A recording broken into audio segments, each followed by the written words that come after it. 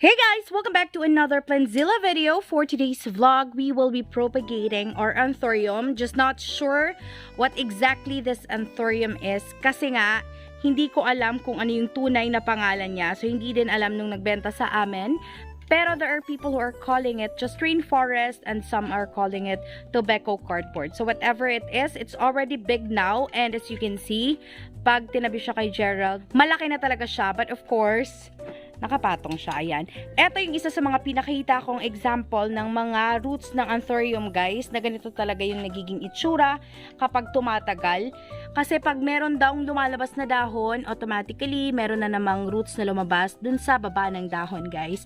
That's why we can propagate anthurium through root division. And yung iba, pinapropagate nila kahit isang dahon lang as long as merong roots. So, ito guys, ipapropagate namin siya today. I just do not know how we are going to do it kasi malaki na po talaga siya.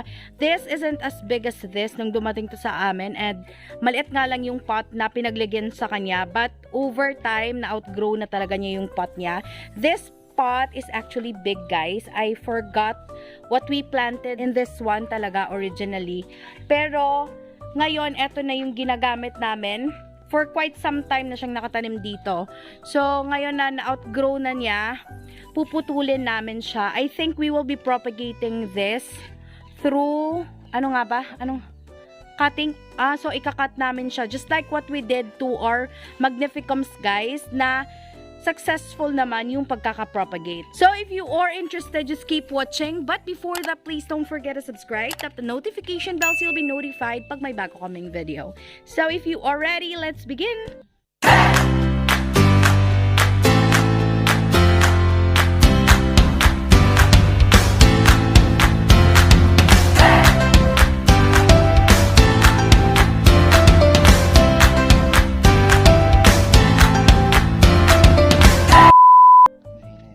Medyo mahirap po talaga siyang i-uproot kasi most of the roots talaga nakadikit na sa pot mismo. So, halos lahat ng nasa loob, hindi na siya soil, guys, parang puro roots na lang. Grabe ka invasive yung mga roots ng anthuriums, guys. Talagang inuubos nila yung mga soil na nandyan. So, let's see once na-uproot na to kung gaano kadami yung potting media na iwan dyan. Tingnan nyo, nabali. Nabali siya. So, ganun talaga. So, tingnan na lang natin paano natin yan ma-uproot ngayon. We really had to get another thing that could help so we can uproot this. Kasi sobrang hirap. Nabali na nga yung isa. Sobrang tigas nga niya, guys. So, let's try and see what we can do in here. Actually, earlier, I was trying to make a YouTube short video, but then I did not know much about editing it because it's my first time in doing a YouTube short, guys. So, I do not know why wala yung audio na totally. I do not know if it's about copyright something. Hahanap ako ng ibang paraan and I'll try to learn how to do YouTube shorts so we can go for that para everyday kami may upload. Tapos, yung problema lang dito, guys, kanina talaga nagsisave namin, tinatry namin isave yung Philodendron millinoniae na golden, guys, kasi meron na namang nag-infest sa kanya. Yun talaga yung problema sa mga plants during rainy days. So, that is something that you have to keep an eye, lalo na kapag babad sa tubig yung mga plants nyo. Kasi, yung iba sa kanila nagkakasakit talaga. So, ayan, Sharo, maputol pa ni. Ay, mabali pa ni. So, hindi talaga nating maiiwasan na merong mga mabaling mga roots dyan. Lalo na kapag punong-puno talaga. There's no way we can uproot it if we won't be doing that, guys. Kasi, sobra nagkadikit-dikit na talaga sa body ng pot yung roots niya. Grabe, dumikit po itong mga ganitong roots. Let's see if maa-uproot na niya yan. Oh, that is how big it is. Grabe, no? Tingnan natin yung mga naiwan. So, imagine, diba, puro roots na lang. Ito yung isang reason, guys, why you need to upgrade your pot from time to time. Kasi, lalo na kapag yung plant mo is an anthurium, kasi sobrang bilis talaga niyang lumaki, and then, yung roots niya mismo nag-i-invade sa pot. Hoy! So, ayan, mabigat pa naman yung pot na yun kasi semento talaga. So, ayan, malalaki talaga yung roots niya, oh. Ayan. The roots are taking most of the space inside the pot and we can barely see the potting media, guys. So, parang nawala na din yung soil. Wala na din yung kwenta yung nilagay natin na soil. So, do not worry. Kapag naputol na namin to, guys, tutubo pa din to ulit. Just like what had happened to our magnificum. And after that, ipuprune natin siya kasi there are leaves. Just like this one. Sobrang tagal din pumalanta ng leaves niya, guys. And for this one, parang isa to sa mga naapektuhan nung time na palaging umuulan. I do not know if that was late last year, pero hindi kasi sila madalas mamatayan ng dahon. Kaya up until now, it's still here. And isa to sa mga dahon na parang naging masama tingnan sa kanya. And actually, if you have noticed, parang imbalance yung pagtubo niya. Kasi there was a time na nakalagay siya sa gilid ng semento, guys. So, hindi siya naka-open up ng masyado. But for now, kasi nilagay na namin siya dyan, makakaspread na siya ng mga dahon niya. Pero ngayon, hindi namin siya ibabalik dyan kasi po, init na dyan sa area na yan, lalo na kapag ganitong mga oras. So, for newly propagated ones, lahat po ng newly propagated plants are not really advised to be exposed in direct sunlight, lalo na kapag nagre-recover pa. So, if we want a faster recovery, let us help the plant. Let us give the ideal condition para makarecover sila kaagad. And that's all that we want. I can really attest how heavy that pot is kasi if ako lang mag-isa, all by myself, I really cannot lift it. So, alam nyo naman, sobrang kapal niyan. Ayan. Sobrang kapal po niyan. Kaya hindi talaga basta-bastang madadala yan. Pero, hindi siguro basta-bastang mananakaw itong mga ganito. Kasi usually, kapag ninanakaw, usong-uso yung ina-uproot na lang. Pero kapag ganyan na dikit talaga sa pot, mahihirapan ka. So guys, we bought this before for 1,000 pesos. And now, it has grown a lot. And eto na siya. So, sobrang liit lang ng pot nito before. Ay, parang ganito siya. So, we are really planning to propagate this. But, we don't know yet where to cut it. Pero guys, kapag naman ganyan, usually sa mga nakikita din naming videos before, it's fine na merong mga roots na maputol, guys. Kasi madami ding mga roots dyan na hindi na talaga masyadong magagamit. So, sa atin nga, whenever we propagate, at least 3 or yun na talaga yung pinaka-konti yung 3. Pero pag ganyan na umaapaw na, so, nasa sayo na yun. Uy, may dumaan pang butterfly. You'll wait ha. Wait lang ha. Smile. Say hi. Medyo mahirap po talaga siyang putulin and there he is trying to untangle. Well, trying to see if he can untangle it kasi sobrang nagkabuhol-buhol po talaga yung mga roots sa dinami-dami nila dyan sa loob, guys. And dahil na-invade na nga nila yung buong pot. Anyway, guys, early this morning, nag-post po kami sa community if there are some of you who would like to help our fellow Filipinos na nasa Luzon, lalo na yung mga affected sa baha, guys. Rest assured na kapag meron kayong tulong that you will channel through us, ay isisend po natin siya sa mas malaking group na nag-organize din ng help sa kanila para sure na may mararating yung help natin. Every peso counts and ilalagay ko na lang po dito sa screen yung GCash ni Gerald. So, let's help as a family. So, tayo pong lahat, may mararating po yung peso natin kapag pinagsama-sama. So, even just a peso, guys. We'll be doing this for a week. Starting today to the 17th, guys, yung malilikom natin isisend po natin sa mga people na matutulungan natin na nasa Luzon. So, sana po everyone is safe. I know for sure Filipinos are always resilient, but of course, a little help goes a long way. So, na ikakat sa pinakailalim talaga. So, hinawi pa niya yung mga roots, guys, para maputol natin yan. And hindi siya basta-bastang napuputol kasi medyo makapal na nga siya. Pero do not worry, anthuriums are really sturdy plants, guys. And madali lang po talaga silang mag-recover. And I do hope that it will work the same way for this type of anthurium. Yun talaga yung usual kasi na nangyayari. Sa amin yung anthuriums namin, mabilis lang talaga silang mag-recover. So, do not know much if ganun din to, guys. So, ayan, tanggalin mo na. Mahirap talaga, nagkabuhol-buhol. So, hindi siya basta-bastang maa-untangle if you just put some water. Kasi yung iba na po, pag binababad sa tubig, parang na-untangle. Pero sila magkadikit po talaga. Kaya, tinatry namin silang ganyan. May maiiwan na leaf. So, ganyan guys. Etong pinaka-top part lang yung kukunin. So, eto, meron tayong naiwan.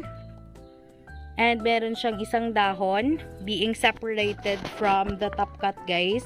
And that's how the top cut looks like. Malaki pa din and madami pa ding roots. So, we will prune that as well para mapaganda natin siya. And medyo magaan na siya. Look how beautiful it is. Etong pinaka-base ng dahon na yan, guys, natamaan during sa pagputol sa kanya. So, it's okay if we'll take that out. Kasi, eventually, mamamatay lang din yan, guys. Kasi nga, natamaan siya sa nasugatan. So, yung pinakaunang dahon na mawawala kapag natanim na natin siya. So, oh my God, eto, may nasali na root. Let's see if magta-thrive yan. So, okay na yon? Okay na. Ayan. So, in Bisaya, pagwapahan na namo ni siya. Alright, so in Bisaya, pagwapahan namo ni siya. Tanggalo namo ng mga dahon. So, that's the dahon that I'm telling you about. Yan guys, yung naapektuhan nung palaging umuulan. Tapos, the rest will stay as it is. Yan din, mga lumang dahon na yan guys. Pero hindi, as what I have said, hindi sila agad-agad namamatay. That's why they are still there. Kahit parang meron ng part na namatay talaga. I think nasunog din yan noong time na malakas yung ulan tapos biglang uminat, just like what happened to our Miliona. So, yung mga dahon na yan guys, we will try to put them in the soil as well. Lalo na yung may natanggal na root and see if it's gonna grow. So, ayun, medyo malaki-laki yung sugat niya. We will try to treat the wound guys, which is under the roots. Ayan. Wow, sobrang bilis. We have been really planning to propagate this for a while na, but we don't know how to do it, how to start. But now, ayan, madali lang pala. So, that's the potting media that we will be using, guys. Gagamit na kami ng acacia leaves and napakita naman namin kanina nung intro kung ano yung mixture na ginamit namin. So, we have a mixture of carbonized rice hulls, yung mga decomposed rice hulls, guys. Tapos, meron pa siyang and of course, yung some vermicast. Malambot na malambot po yung lupang yan. So, we don't have to add charcoal anymore. Tapos, nagdagdag lang kami ng acacia leaves. Dito naman, still the same pot yung gagamitin namin. Ayan, makapal na makapal po yung pot na yan. So, the old pot will still be recycled. Alam nyo naman, we are more on recycling here. And praying na sana makapaglagay na kami ng net dito soon. So, here it is guys. Nalagay na namin yung mga coconut fiber dyan sa ilalim. So, not really just fiber. Dahil malaki naman tong pot na to. Meron po tayong nalagay na coconut husk to filter the water once the water comes in. And para hindi siya magstay guys. Of course, kahit ganito siya, na mukha namang sobrang sturdy. Dahil nga, marami siyang roots na matataba talaga. But of course guys, we are also still taking care of it kasi ayaw naman naming mag-root rot siya. So, that's really one of the worst enemies, guys. Lalo na ngayong tag-ulan. Root rotting. Root rotting, walang kalaban-laban yung plants, guys. So, before that will happen, it would be best to prevent it from happening.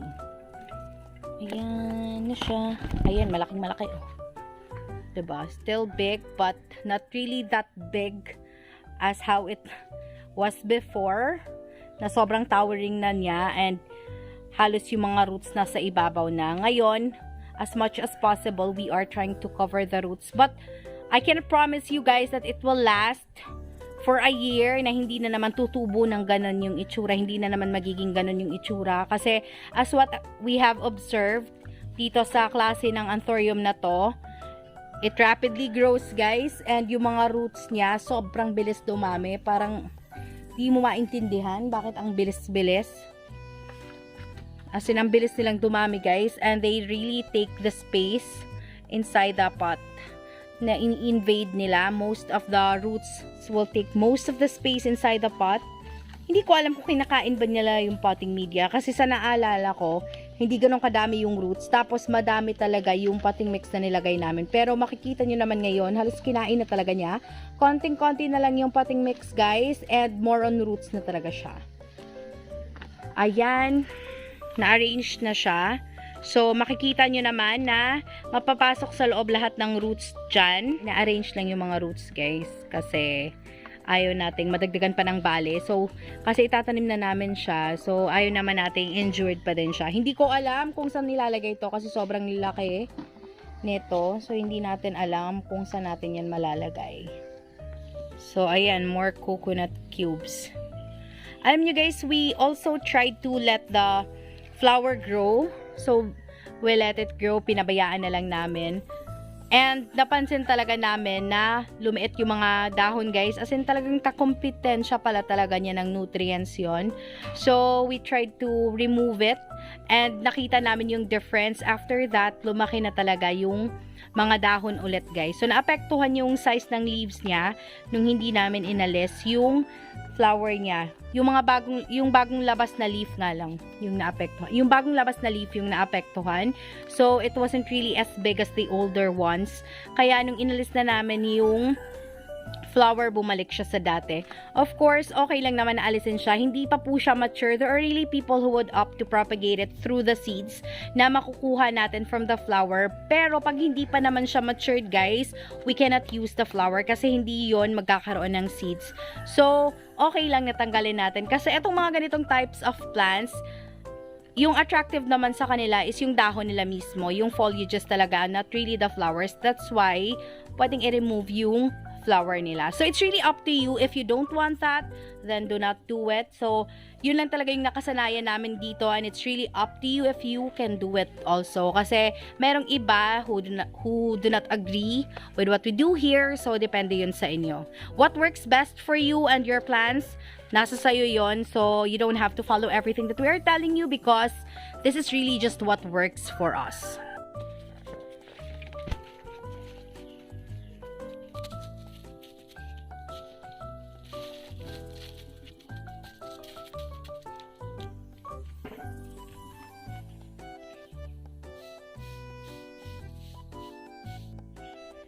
So, yun guys, for now, naglalagay lang siya ng potting media dyan and kinakover niya lahat ng roots para lahat ng roots, guys, may pagkukunan ng nutrients.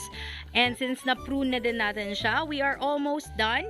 So, hindi na namin siya papakita kung saan namin siya ilalagay kasi we really have to look for a pot pa na babagay sa kanya or talagang yung magkakasya siya kasi hindi kami sure kung saan siya magkakasya. But, one thing is for sure, itatanim pa din namin siya and we are hoping to get more shoots from this one.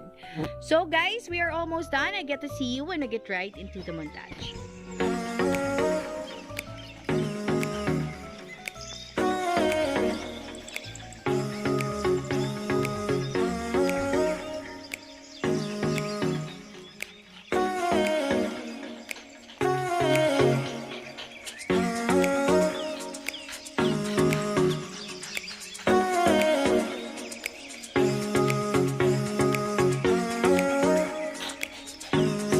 That is it for today. Thank you so much for making it till the end of this video. It has been Maria, the voice of PLANTZILLA BHL. If you haven't subscribed, please click the subscribe button, tap the bell icon beside it so you'll be notified whenever we upload a new video.